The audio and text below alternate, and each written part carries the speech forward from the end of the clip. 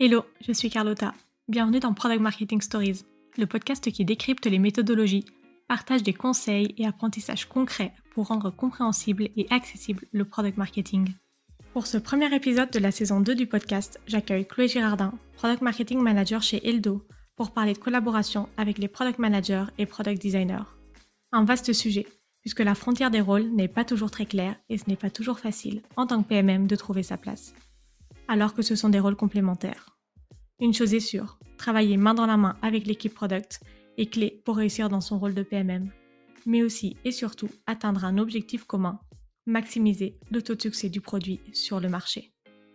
Je voulais absolument aborder ce sujet avec Chloé, car je pense que son retour d'expérience va parler à beaucoup d'entre vous.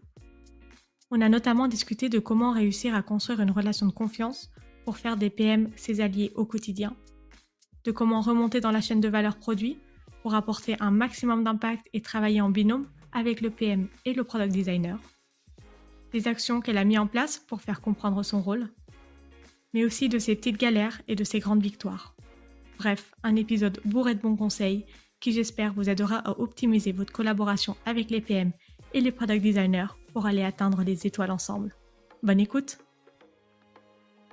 J'imagine que si toi t'es arrivé en tant que PMM, c'est qu'il y avait un besoin, en tout cas une volonté d'avoir ce poste. Comment est-ce que tu as fait pour justement réussir à montrer qu'est-ce que fait un PMM au-delà que du travail de go-to-market ou d'enablement? Comment est-ce que tu as réussi à prendre ta place petit à petit dans cette équipe produit? Alors ça a mis pas mal de temps, beaucoup de temps même. J'y travaille, encore, mais il y a pas mal d'évolutions, on en parlera après. Pour commencer, en fait, j'ai mis en place, toute la documentation, des formations et newsletters, récurrentes donc autour du produit. Pour tout Eldo, donc tout avec tous les autres collaborateurs, ça m'a permis de prendre ma place et surtout mettre en avant le produit, ce qu'il était pas du tout avant. Mais c'était, toujours de la phase post-launch pour être plus proche des clients et des équipes. Donc j'ai demandé à être invitée au rendez-vous pour faire des shadows. J'ai commencé à accompagner les sales pour faire des, rendez-vous, de démo produits. Tout ça, ça m'a permis de me rapprocher des équipes et partager mon rôle, et son impact. Et niveau équipe produit, j'ai rejoint tous les rituels pour être informée, plus tôt des développements et petit à petit, j'ai bossé avec la product designer pour tous les wordings des maquettes. Donc là, c'était déjà une première victoire. Je crois que tu connais ce genre de petites victoires aussi. Puis j'ai commencé à faire des propositions, d'opportunités avec mes analyses du marché. J'ai demandé de récupérer la gestion des insights. Puis j'ai pris de plus en plus de place pour vraiment bosser avec le PM, pour faire la roadmap. Mais, tout ça, c'est du travail, que je vois le résultat, maintenant parce que, ça a pris, 2 ans et demi. Est-ce que quand tu parles de documentation, de formation, de newsletter, tu peux nous en dire plus sur ce que c'est concrètement, les informations que tu mets dedans?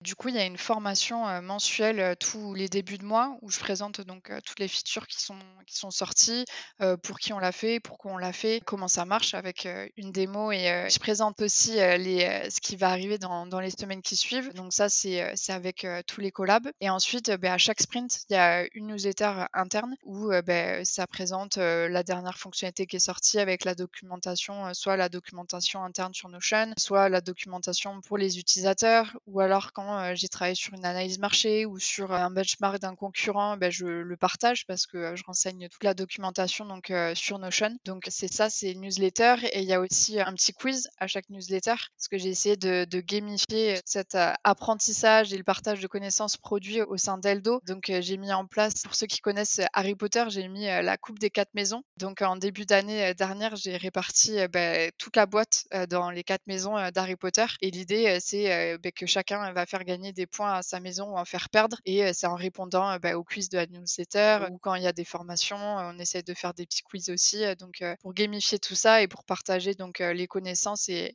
donner de l'intérêt.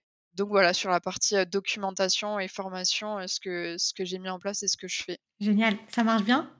Ouais, ça marche bien et en plus, j'ai partagé les premiers résultats, en janvier et je voyais là, ceux qui étaient, derniers, bien piquer et ça les a remontés en mode un peu challenge, pour aller passer devant, dès qu'il y a des quiz. J'ai fait des canals Slack par équipe en fait, genre, il y a le quiz ce matin, allez jouer, pour gagner des points pour la maison donc c'est cool, ils se motivent, c'est assez marrant à voir. Et du coup, les équipes, c'est mélangé, entre chaque équipe. Il va y avoir, du produit, de la tech, des commerciaux dans une équipe, enfin tout est mixé quoi, c'est ça? Ouais, exactement. J'ai fait, un tirage au sort et il y a vraiment, toutes les équipes qui sont mélangées pour pas qu'il y ait, toujours les mêmes qui bossent ensemble, qui soient dans les mêmes équipes, sinon, À bientôt. merci à toi. Ciao.